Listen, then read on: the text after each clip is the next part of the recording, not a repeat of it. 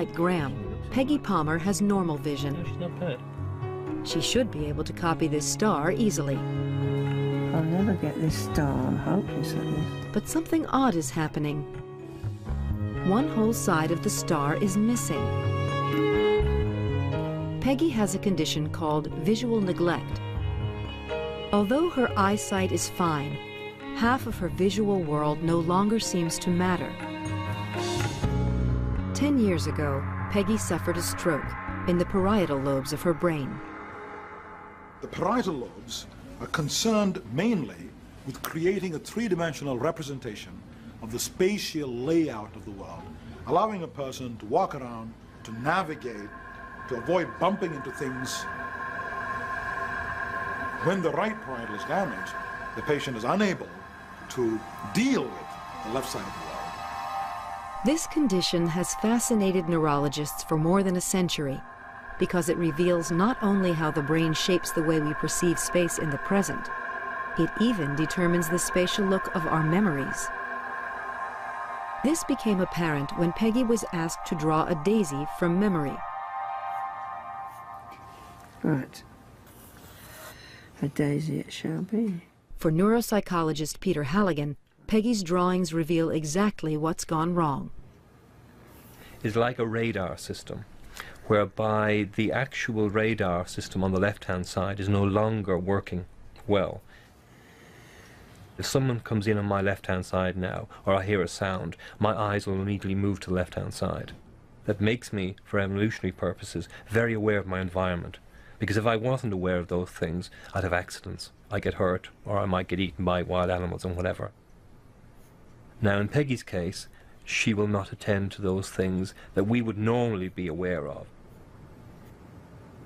Peggy thinks she's drawn her daisies right, until it's pointed out to her. You've noticed that, have you? Oh dear. So what Peggy's drawn for us is several nice daisies with the left side missing. Same with this one, and this one. And look at this one, this is a very good example. I've done it on all of them. Sorry. Which means that she's not only neglecting events in the world, but when she conjures up a mental image, she's ignoring the left side of that mental image.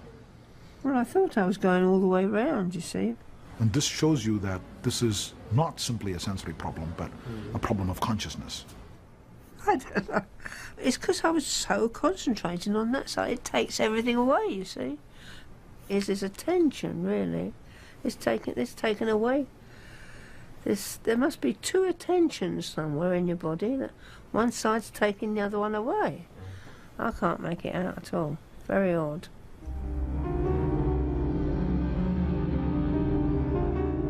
Peggy's one-sided daisies graphically reveal how damage to the visual centers can warp our consciousness of the world, and how complex the human visual system actually is. When I was a medical student, I was taught there's an area in the back of the brain called visual cortex, and that's where seeing takes place.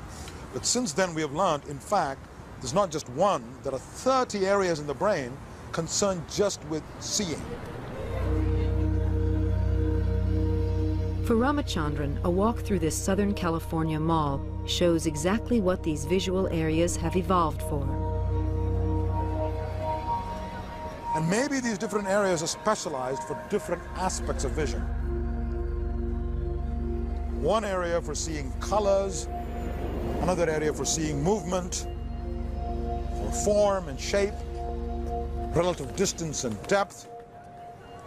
Now, despite this staggering complexity of all these different areas, there seems to be a simple overall pattern of organization. In fact, the visual input as it comes in seems to divide into two parallel streams of processing. There is one pathway which we call the how pathway, to which some of these areas belong, and that how pathway seems to be concerned mainly with navigation, with being able to walk around, avoid bumping into obstacles, avoiding uneven terrain, reaching out and grabbing something. The how pathway leads from the main visual areas to the parietal lobes at the top of the brain, where Peggy suffered her stroke. The other pathway, the what pathway, leads from the main visual areas to the temporal lobes, located just behind our temples. The what pathway is concerned with recognizing the object. What am I looking at? What does it mean for me? Is this an edible object? Is it a flower? Is it a person's face?